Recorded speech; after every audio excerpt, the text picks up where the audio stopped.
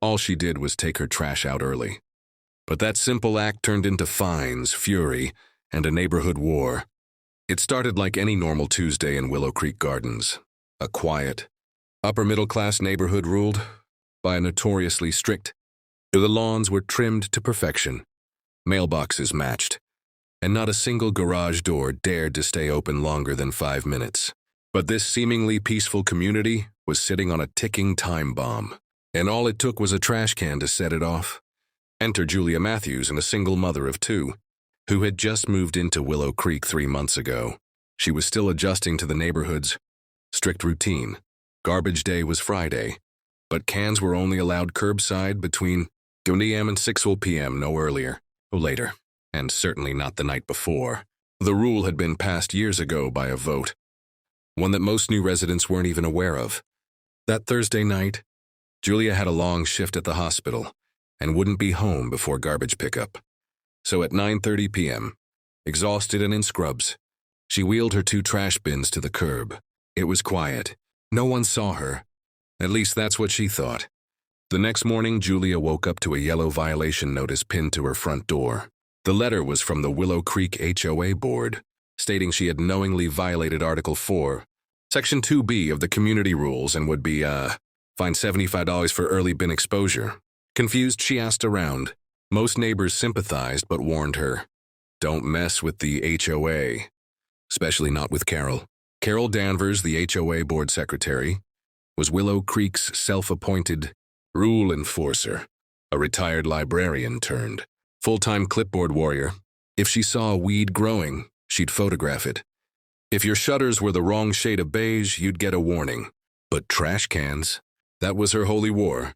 Julia, frustrated but polite, emailed the HOA to appeal the fine. She explained her situation, her job, her schedule, her intentions to comply. But the board, led by Carol, rejected her appeal outright.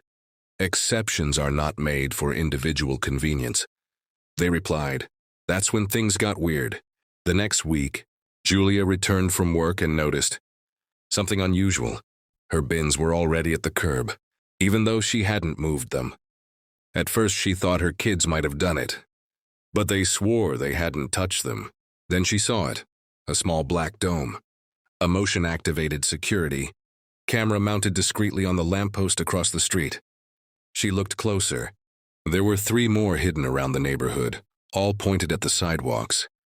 Carol had set up a trash surveillance system. Julia was stunned, and when she confronted Carol about it at the next HOA meeting, Carol didn't deny it. In fact, she doubled down. Some people think they're above the rules, Carol said to the room. If we don't hold everyone accountable, what kind of community are we? That statement split the neighborhood in 2. Some backed Carol, believing that strict enforcement kept property values high. Others, especially younger families, saw it as overreach. One father, Darren, whispered to Julia during the meeting, "She once fined me $50 because my recycling bin was an inch out of line." The next week, 10 violation notices were handed out for improper bin timing. And strangely, each of the fined residents lived on Julia's street. She was sure this wasn't a coincidence. Fed up, Julia printed out the HOA's full rulebook and began highlighting every inconsistency and outdated clause. She discovered a key loophole in the trash rule. Nowhere did it actually define the start of the day. Carol interpreted it as 6 a.m., but legally, many city ordinances considered the day to start at 12 a.m. Armed with her findings, Julia prepared to make her case at the next public HOA board meeting. And this time, the whole neighborhood showed up. The Willow Creek HOA meeting room had never been this packed. Residents filled every seat, spilling into the hallway. Some were standing with arms crossed, others whispering, waiting. Julia Matthews stood near the front with a folder in one hand, and her HOA handbook in the other. The HOA board sat behind a long table, with Carol Danvers planted squarely in the middle, clipboard on the table, glasses halfway down her nose, oozing authority. "Ms. Matthews," she said with a half-smirk, "you may present your case, but let's keep it respectful." Julia stepped forward. "Absolutely. Respect is exactly what I came to restore, for both the rules and the people living here." She raised the HOA handbook. "This section right here, She flipped it open and highlighted Article 4, Section 2B, states trash bins may not be placed before the start of the day, but it never defines when the day begins. A murmur spread through the crowd. According to the city's municipal code, she continued, the day legally begins at 12 a.m., and that means I did not break the rule. Carol stiffened in her chair. Before she could respond, Julia continued, but this isn't just about garbage. This is about control.